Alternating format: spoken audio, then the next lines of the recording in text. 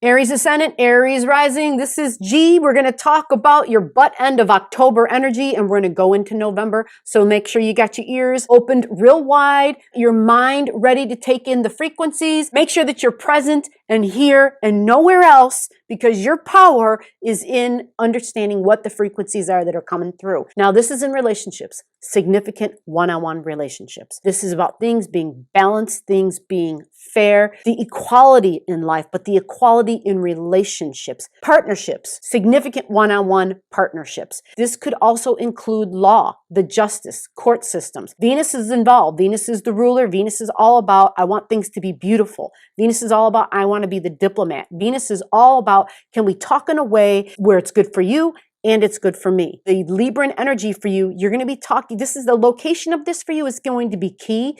I want you to really focus on this and use this Aryan energy, your Aryan energy, because this is the opposite of who you are, right? You're Aries, which means this is Libra. This is 7th house stuff we're talking about. So it's very important because this can be business, this can be marriages, this can be anytime you're dealing with somebody one-on-one, consulting, right? Consultations of any sort. This is a going ahead and seeing that down the road, my ability to relate with people and to talk to people and to just sit with them one-on-one and to listen to what they have to say and to be willing to compromise, meaning they have to compromise, you have to compromise. In order for it to work, we all have to compromise. Magic, it's a time of magic when something can happen, something big can happen. You can think it, you can wish it, but you really have to fuel your emotions into it. Understanding that all the anger and the frustration is a big word here, anger and frustration, Aryan energy, Mars retrograding in Aryan energy,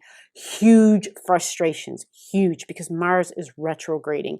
And so it just feels like, I can't do what I want to do when I want to do it. And there's this frustration that builds up because it's all about action, my ability to act, my ability to take action, it's all about myself and my identity as well. You're Aries on the ascendant, which is, this is who I am. You're telling me I can't be who I want to be. You're telling me I can't act the way I need to act, but this is who I am.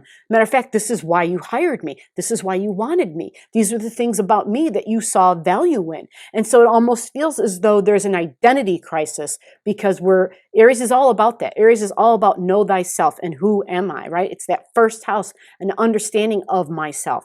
And if something is occurring, which we know it has been, because we know that all the big planets, the Jupiter, the Saturn, the Pluto, have been angling really tightly with the Aryan energy. It's all cardinal energy, and it's been making life difficult.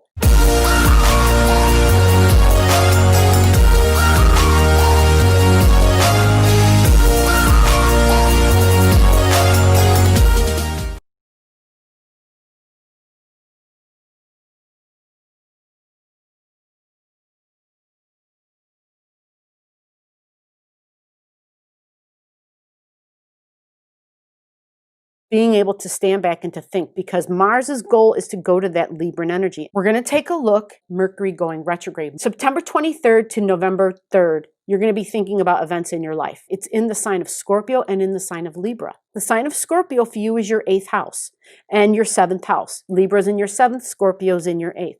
So there's a little mixture going on because Mercury goes in the house of shared resources, and then she goes backwards. And she goes back to the Libran energy of partnerships, of significant one-on-one relationships, could be love relationships, could be business partnerships. Anytime it's just a one-on-one, you and me talking and consulting, right? Very private, so to speak. And it gets information. It goes back and has a conversation. It goes back and picks up nuggets that it didn't have before. And then it takes it forward. So this all happens. If you were to look on a calendar and you mark on your calendar, September 23rd to November 3rd, and by the time it gets forward again with the information it was missing, by the time it gets back to the point and has knowledge, has important information, has something that was forgotten. So remember, retrogrades are nothing more than a rerun. It's like reading a book for a second time, watching a movie for a second time. There was something you didn't catch the first time. There was something, your Mercury, which controls your communication, your information, the way you think, what you think about, how you think about. There was something that it didn't see. There was a piece of paper that fell on the floor or that fell behind the desk, and all of a sudden it realizes it's missing. So when it's missing and it goes searching for the information, that's Mercury retrograde. That's the detective work, having to do with significant one-on-one relationships. And it has to do with something being just and fair and balanced because it's in Libran energy the majority of that time. And then it gets back into Scorpio, behind the scenes communications, behind the scene information. That's Scorpio energy. You know, people where we have relationships with from past lives where we're deeply bonded, right? We have these emotional bonds.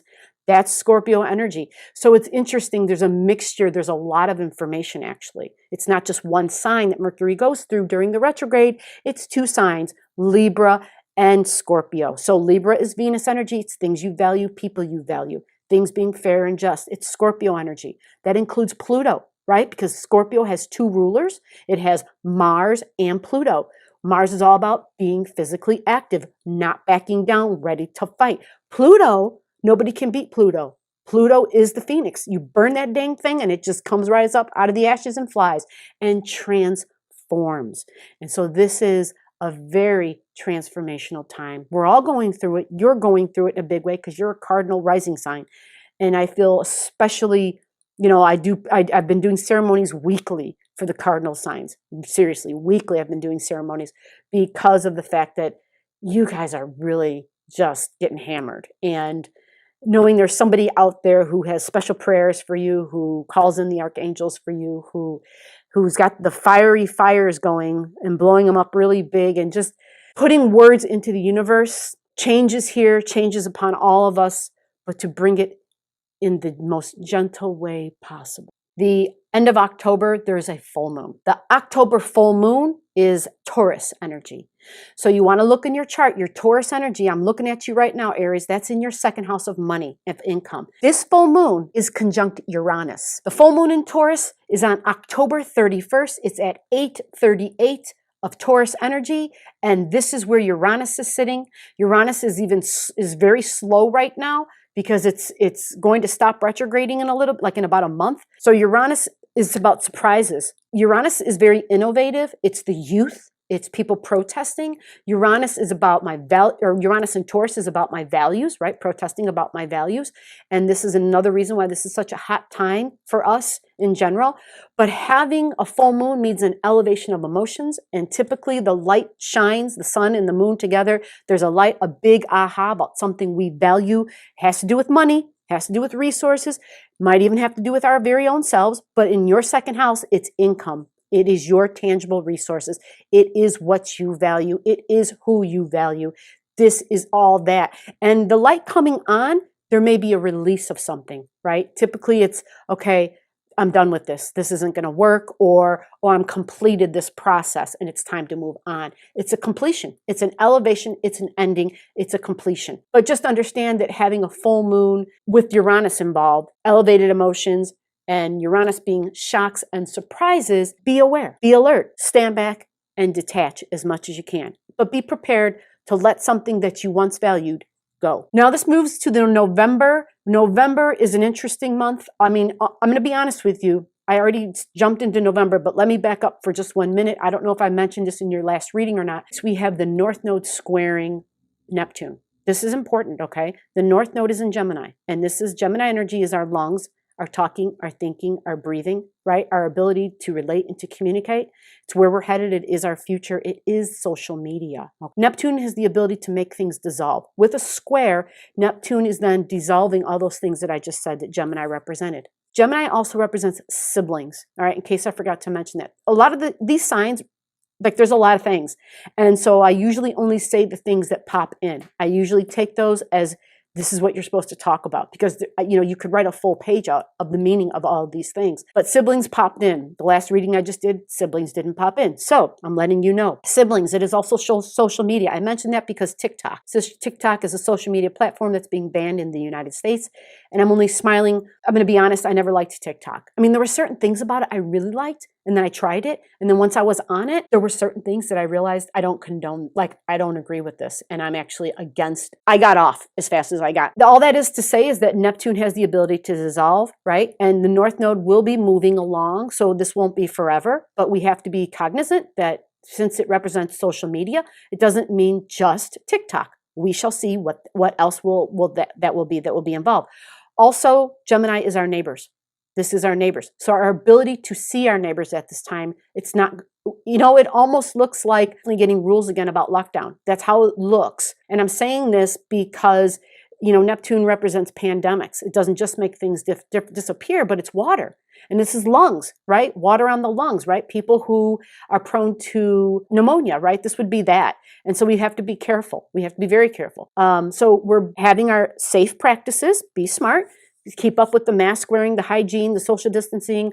Be smart, right? Eat healthy. Make sure you're getting sunlight, exercise. Stay away from all that processed packaged crap. Stay away from that white sugar. I'm not a doctor. I'm not a nutritionist. Some shit is just common sense. Stay away from refined processed food, especially during this time if you have an angle in your chart around these degrees. This is Neptune in Pisces. If you have your own chart, we're talking Pisces energy between 18, 19, 20, 21, 22 degrees, and Gemini energy between 18, 19, 20, 21, 22 degrees. This is a square that will be with us, a tight square that will be with us from October 26th until mid-February of 2021. November is going to be another transformational month because there's not just a new moon, but then November has a full moon. We are having an eclipse. All right. And I will have a separate video to talk about that eclipse, but I can tell you right here and right now where it happens in your life. It's in the sign of Gemini for you, that eclipse,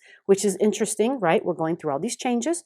It's all in Gemini as well, right? Gemini in the North Node. I just talked about Gemini squaring Neptune. We have the new moon in Scorpio energy. Okay. And it's at 23 degrees in Scorpio. Now this new moon, 23 degrees in Scorpio. Where's Scorpio in your chart? It's in your 8th house, right? Your Aries ascendant, your 8th house, right? This is your deeply bonded relationships, emotionally bonded relationships. Likely people from past lives, deep, deep bonds, other lifetime bonds. So if you don't like the word past lives, it can very simply be people that we're bonded to. We have family heritage, right? We have lineage that goes back. We have family from the old country. It's those old school bonds, right? They go way back. But energetically, we're bonded. And so an energetic bond, it's people that you just connect with. You don't even know why sometimes, right? Like you might meet somebody and there's that, you just have that deep connection. I feel like I've known you all my life. Some people think, oh, that's a twin flame. A new moon in this means we are setting intentions. We're focusing on intentions again. And this is your 8th house. So this is shared resources, what we value, our resources. And so understanding who those people are in your life, because this is very personal. This is you and somebody else. Understanding what our resources, our tangible resources, right? A lot of people say this is the house of inheritances. So we would get money from people that we're related to, like, hey, my uncle left me $1 million, or not G. But for somebody else, right? It's money that comes through from, it could be insurance money as well, obviously, because that's what that is, insurance money. But we're having a new moon there. It's a time of healing. It's not just about money. It's a time of healing those deep emotional bonds, because with those emotional bonds, the reason they're there, the reason they're so deep, there's usually a wound. There's usually a wound that occurred. And this wound is between you and another being. And sometimes you know what it's about. Sometimes you have no clue what it's about. But this time, this intention time is the ability to say, you know what? It's a time of forgiveness. It's a time to move on. It's a time to heal. It's a time to resolve. And it's a time that we just love one another as divine beings. And we say, we know we're different. I don't hate you. I don't despise you. I know we're different. I know I have a different value than you. Or I know that even though our values may be the same, we have a difference in this thing. And it's just understanding that we can't always agree on everything. We're not meant to. Where our boundaries are, when it's safe to be around somebody, when it's not, who we need to have around, learning how to work energetically with another, learning how to resolve the differences. And that doesn't mean we have to have a hammered out, smooth conclusion. It sometimes can mean, I just know that we don't agree. And that's okay. I respect your beliefs. These are my beliefs. And I respect your beliefs because I want you to respect what I value. I want you to respect what's important to me. Therefore, I respect what's important to you. So this is transformational. Okay, this is transformational. It has the power to do great healing. Where does the eclipse happen?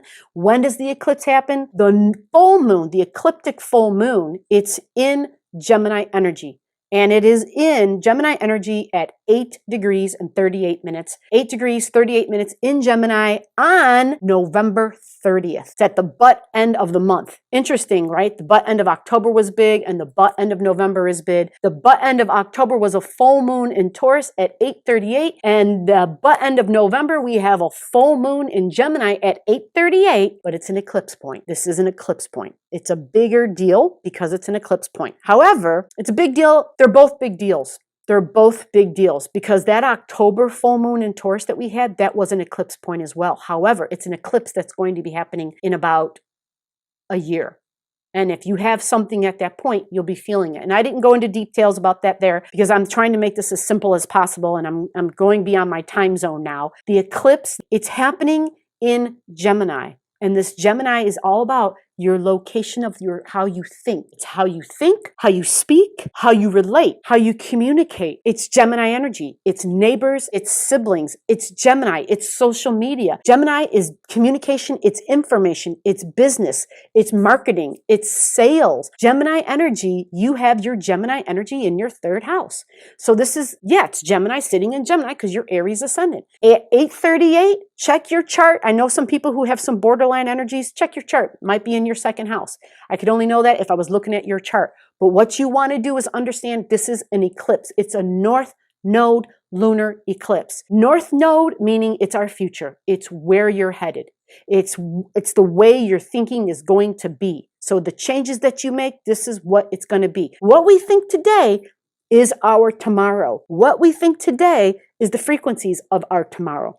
Understanding this is huge. This is changing the way I think, changing the way I communicate, changing the way that I talk to siblings and neighbors, changing the way, like Gemini energy is all about the community that we live in. Gemini energy is all about my neighbors, and it's all about bartering. It's all about trading. It's all about, I have this value. What do you have? And our ability to just say, hey, well, I want that, and I've got this, and can we do this? Gemini energy is all about the community, right? All about the community. But understanding the thinking, the talking, the relating, understanding the speaking, that's a big deal. How we talk to one another, very big deal. Comes out here is a product of what we hold here.